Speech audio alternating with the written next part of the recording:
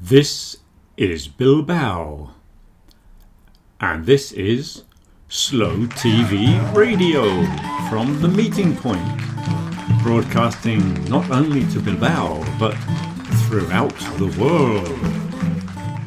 Hello and welcome back to Round the Table number 26, I believe it is. Wow. Yeah, I know. Yeah. So we have our cups of tea and we're ready to go. But before we start our main topic of conversation, I think it's time we did an interesting word.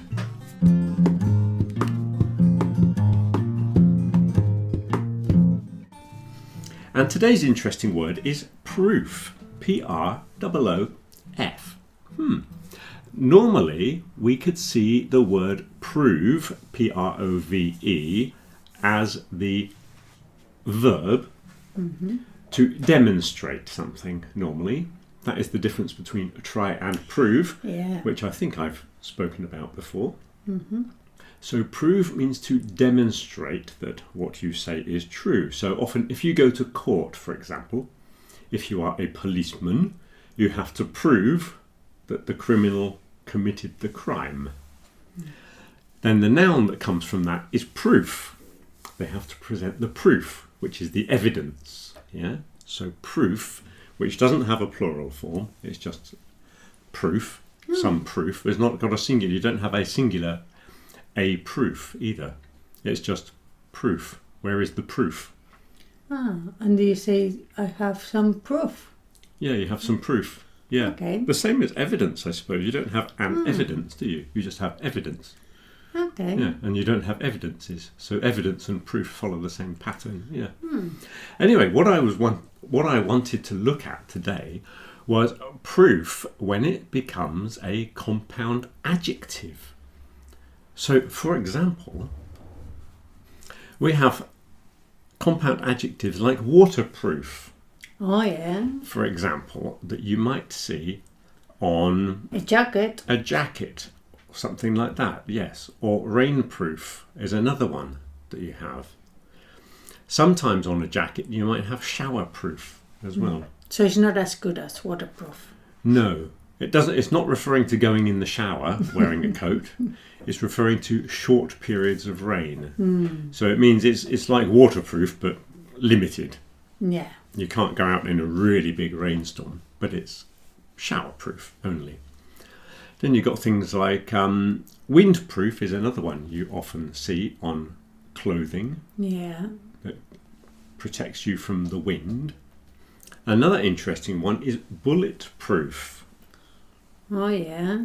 which is, now when you're going to use that in the context of military things, I suppose. Well, Yeah. obviously you have a bulletproof vest that soldiers have to wear, and you get bulletproof glass as well Oh, yeah. on the windows of the president's limousine. He needs bulletproof glass. And another military type thing is bomb-proof. A bomb-proof bunker, for example. A bunker is like an underground room with very thick walls made of very heavy concrete. So it would be bomb-proof.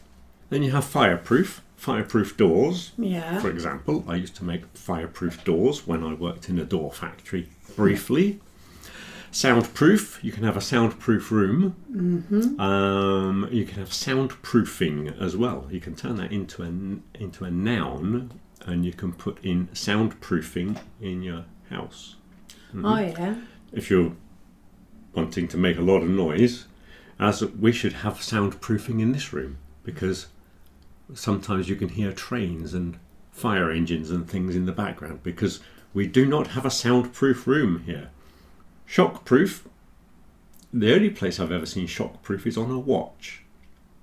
Oh. It means if you drop it on the floor, it doesn't break. Oh, I see.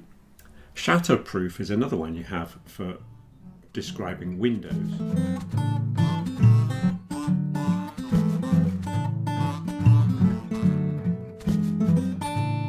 Oh, that was a coincidence. We just talking about not having a soundproof room, and then we had to stop recording because of a helicopter circling around overhead. looking for somebody. Not sure what they were after, but helicopter disturbed us and we had to stop recording. So where did we get to? So fireproof doors, soundproofing, shockproof watches, shatterproof, I was going to say. Shatterproof glass is another type of glass.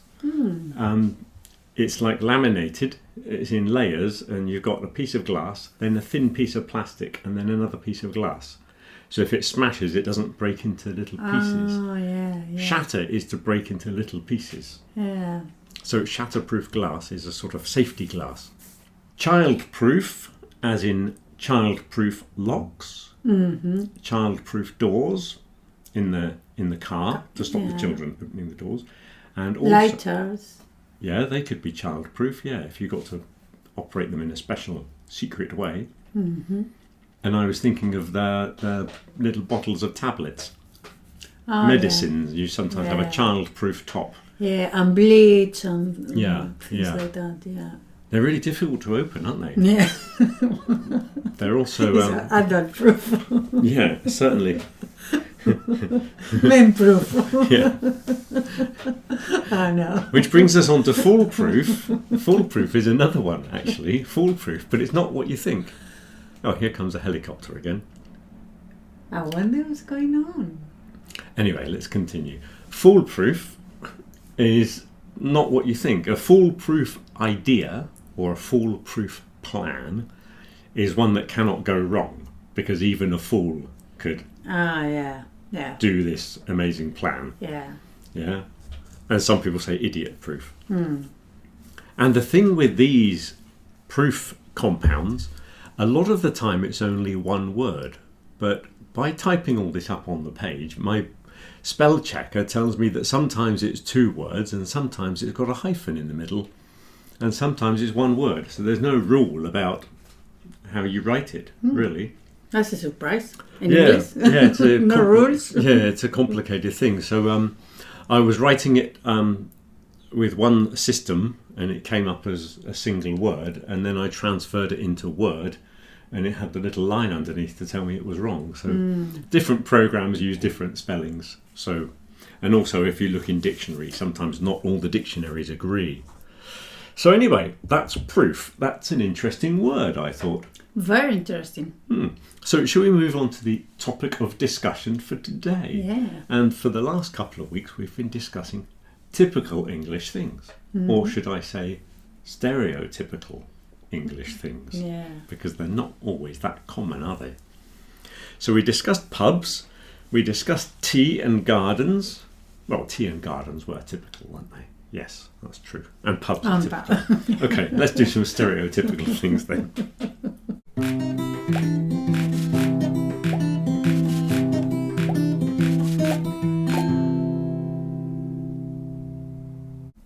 So what else do you think of when you're thinking of English? Well, or maybe British? the British, I think it's more British image, is like man in a suit with a little hat and umbrella. You see that? A businessman type. Yeah. But then you don't see many. You don't see any. It's not you don't see many. You don't see any. No, I did see one. When I was in London, I'm talking nearly 30 years ago, there was one on the Underground. A genuine, He was an actor. I think he was a genuine person, but everybody was looking because he looked like he'd come from some sort of time machine. Yeah. And he looked very strange. Then again, maybe this is the idea we've got from a different era. Yeah, that's what it is, yeah.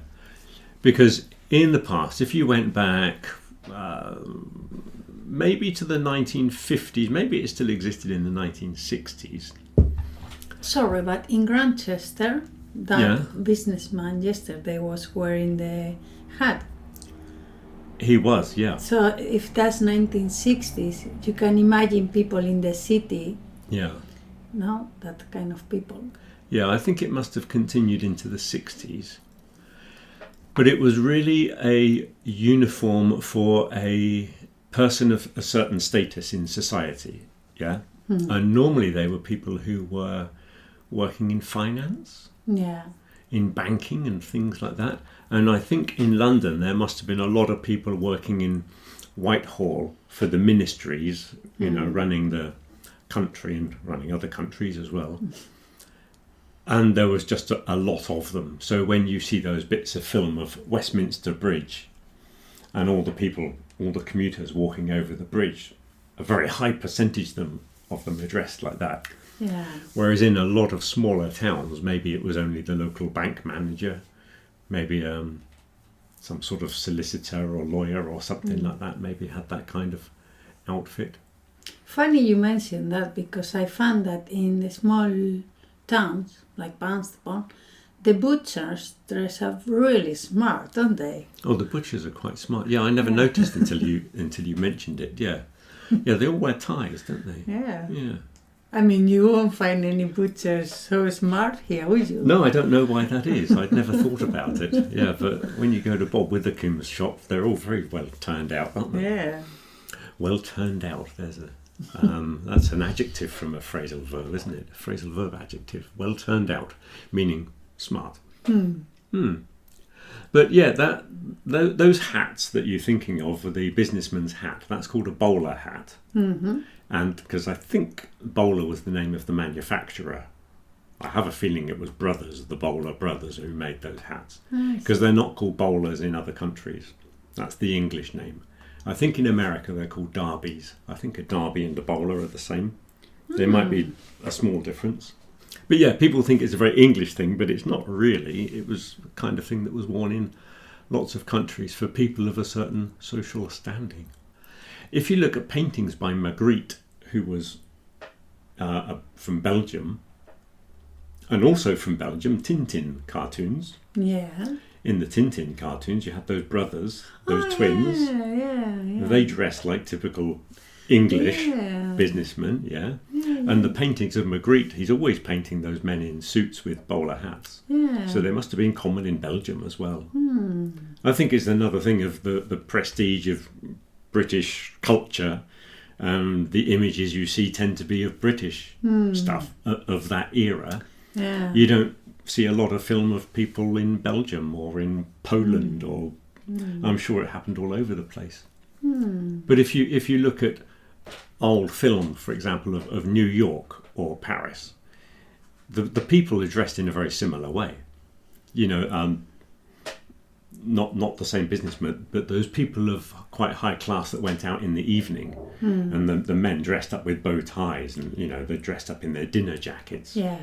That was the same in London, New York, Paris. That was the uniform of not of people from a country, but of a certain social standing in society, wasn't it? And they could be interchanged, as they still are now. Because when we went to Getcho the other week, didn't see many, but there were a few people with their sweaters over their shoulders, in a sort of pastel colours, and stripy t-shirts are quite common. If you go anywhere near boats, there's a certain uniform of people of that class that do things with boats. They look the same, and it doesn't matter if you're in Spain or France or England, they always look the same. Yeah, I think class gets people closer than countries, really. Yeah, we tend to emphasise the country of origin rather than there are other divisions, like you say, class, that is probably more important to the group that people belong to. But we've got that coming up in the book when we start the actual course. There's a unit on that kind of thing, so we'll come back to that topic. Yeah. Quite often you see old photographs of a gang of workers, for example, building a railway line, something like that. Yeah. And all of the men have flat caps on. Yeah. And there's one who's got the bowler hat. He's the boss. He's in charge of that team. And that's it's a bit like the chef in a restaurant. The guy with the really big hat, you know who the boss is. So when you had a load of labourers, you had to know who was the foreman, who the boss of that gang was. Yeah. So that was to show that he'd reached a level higher than the rest of them. And he had a hat to demonstrate that. So you were going to say about umbrellas, yeah? Yeah, so the image is like the hat and the umbrella as well, doesn't it? Comes together for some reason. So do you see a lot of umbrellas when you visit England? No, not at all. It's in quite fact, strange, in isn't it? Barnstable, you don't see any anyone with an umbrella. They're quite rare, aren't they? Even if it rains, people tend to just get wet. Yeah, yeah, especially young people. Yeah, when I was at school, there were a few of the girls had umbrellas, but boys would never be seen with an umbrella. No way. You would be ridiculed. Your life would be very difficult if you took an umbrella to school. Oh, they would make fun of you, yeah. So no, I didn't have an umbrella till I came to Bilbao, and I bought my first umbrella when I was about 40 years old, and then people told me I was typical English, which seemed quite surprising as I'd never had one before then. But I suddenly became typical English, which was a wonderful thing, yes. But no, people don't, do they? And but worse than that, some people don't even seem to have coats. Especially people coming out of schools and the college round the corner from where my parents live, where I was brought up. You know, there's all the people there. They're between 16 and 20 years old, something like that. And sometimes at the end of the day, when there's hundreds of them out waiting for buses, and maybe 2 or 3 have umbrellas. Yeah. And loads of them don't have coats. They're just standing there with a sweater, and it's raining like really heavily. Raining cats and dogs, as some might say, though I never use that expression. But they're completely soaked, and it's like they don't even notice. They just stand there having a conversation with someone. That's like the Prime Minister. Oh, the Prime Minister got soaked, didn't he? Yeah. Old Rishi Sunak, yeah. He didn't have an umbrella either, did he? Yeah, there you go. Perfect example. Yeah, so umbrellas are not as common as you might think, really. Yeah, it's strange that. Yeah. What about another thing you find is like a typical English breakfast? What's that all about then? The full English breakfast. It's called the full English, yeah. Well, it's one of those things that's, let's say, iconic rather than typical, because people don't really eat that breakfast. And if they do, well, from conversations I've seen online where people have been discussing these things, it seems that the majority of people would have something like that about once a month, and probably on a Sunday. Yeah. And probably about 11 o'clock or midday. It's more like a brunch. Yeah, yeah. It's not, if people worked, you know, if someone's working in an office, they're not waking up in the morning and cooking a massive breakfast and then going and sitting in an office. Then they go to sleep again. Yeah, yeah. When I was in London, I used to go to the cafes like that called the Greasy Spoons. They're always called Greasy Spoon cafes. And usually it was full of builders. I always associated it with builders and lorry drivers, really. Yeah. That kind of stuff. And then they don't have it like first thing in the morning. A lot of builders, they start early, they do a couple of hours of work, and then they go and have breakfast, and then they go back to work again. Yeah. So it's not really breakfast. Maybe when you are on holidays and you have breakfast in the hotel, well, yeah, it's a different thing, isn't it? Because in the hotel they provide for everything you want. You know, they've got cereal and toast and everything else, which is your normal breakfast. For most people, it would just be cereal or toast. Yeah. But in the hotel, if it's there, you're going to have it, aren't you? Yeah. Especially when you're in London and you're going to be out walking around London for the whole day, you might as well fill up on breakfast first thing in the morning and eat as much as you can. So what's that baked beans things then? That's very typical though. It's very common. It's very common, yeah. It's not only in England; they're all over the world, really. But I think the proportion of baked beans consumed is quite high in England compared to other countries. But no, you get them in Germany and all over Australia and anywhere that speaks English. Well, yeah. South Africa have baked beans. Yeah, I think it was based on a thing called Boston beans in America. But I think the American ones might be a bit sweeter than the ones they sell in England. But yeah, they were in Malaysia, weren't they, when we went there? And they have them in Scandinavian countries. I saw someone in something the other day, some Norwegian detective thing, and they had baked beans. I guess you find food like that everywhere in the world. Well, it's very, very convenient. And they're cheap. well, at least in England, they're really cheap. So it's a sort of basic thing that you don't need any skill to prepare them. So if you come home from school and your parents aren't at home and you've got to feed yourself when you're a teenager, you just warm up some beans. It's really simple. It's not the kind of thing you would give to your guests if someone came to dinner. There's social levels in food as well. And baked beans are quite low down the social scale. I'm sure lots of people would never have baked beans in their house. I'm sure lots of people would frown upon them and go, "Oh no, disgusting, poor people's food." But for a lot of people, it's a very basic thing. And if you talk to most English people and say, "I had beans," that's what they would think of. Yeah. Rather than, there's lots of other types of beans and things you can do with beans, but if they're talking beans, that's probably what they're referring to, isn't it? I guess it's very different from what I understand when you say I had beans. So it's a bit shocking because you don't expect them to be sweet or with that kind of ketchup sauce that people say. Yeah, the people say it's not ketchup. It's tomato sauce. It's tomato sauce, yeah, it's not ketchup. But it's a bit sweet, I find. But saying that, I wouldn't put ketchup on them.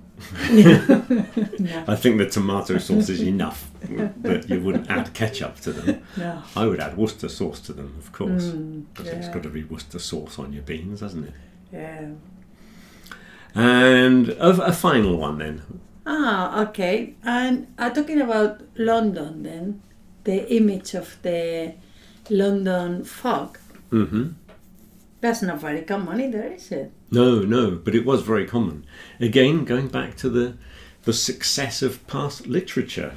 If you look at Dr. Jekyll and Mr. Hyde, if you read that book, he's constantly referring to the fog in London all the way through there. He's talking about the fog.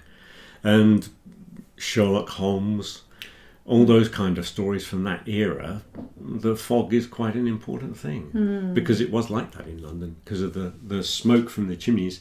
As we discussed the Great Smog of 1952 when we did the one on disasters. But after that, they had the Clean Air Act, so they stopped using coal on the fires in London, and that smog sort of disappeared. So, yeah, you get fog off a river the same as any river. So was it fog or was it smog then? Well, it was smog really because it wasn't just the fog and the mist from the river. It was the fact that there were so many chimneys that the moisture kept the smoke close to the ground, so the smoke couldn't escape. So it was a mixture of two things really. Yeah. But when they stopped burning coal on the fires, then the smog sort of stopped happening. So yeah, you might get fog on any river, but it's not particularly a London thing, and certainly not today. You wouldn't see it. I lived in London a long time, and I don't remember particularly foggy days. I've seen foggier days in other places. Here, you find very... In Galicia, that fog yeah. that time, that was thick, wasn't it? Yeah. Couldn't see anything. It was impossible. We even lost the road that we were walking along. Yeah. Anyway, so yeah, the old London smog, a thing of the past. But yeah, it's very emblematic image that people have in their minds that that's the way it is because, again, it's the image you see, isn't it? And it's in the films, and some of the films are quite old, or even representing a very old time. Okay, so we've got a couple of minutes left. Do you want to have a quick, what's the difference? Okay.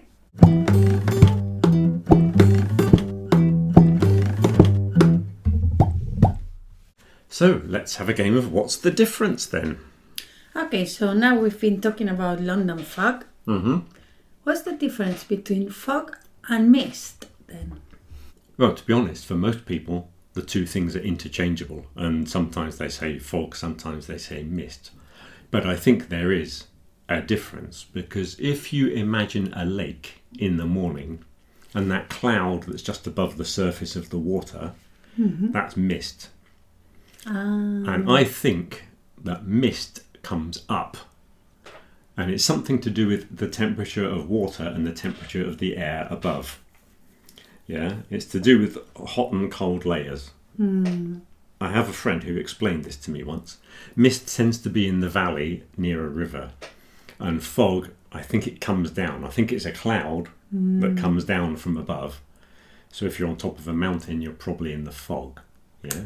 Yeah. But I think for most people, there's no difference. I think they just use both words. Okay. We don't have to worry about that. Don't worry about that one, no. Okay. What about fumes and smoke? Smoke comes from burning things, and fumes doesn't have to come from burning things. I suppose it could do. We talk about car fumes, like the exhaust from cars is sometimes fumes. Fumes tend to come off of chemicals and things like that. So if you are using a type of glue or paint or varnish in your house, it says should be used in a well-ventilated room. Yeah, that's because of the fumes. Yeah. So fumes are more chemical. What about on the tobacco, on the cigarettes? No, that'd be smoke. But doesn't it come from chemicals? Well, it comes from burning. Okay. You smoke a cigarette, don't you? Yeah. You don't fume a cigarette. Well, I'm thinking because in Spanish we say humo, you see. Yeah, I know. And I guess it comes from the same thing. Yeah, that's right. Yeah, fumar is the French. Yeah.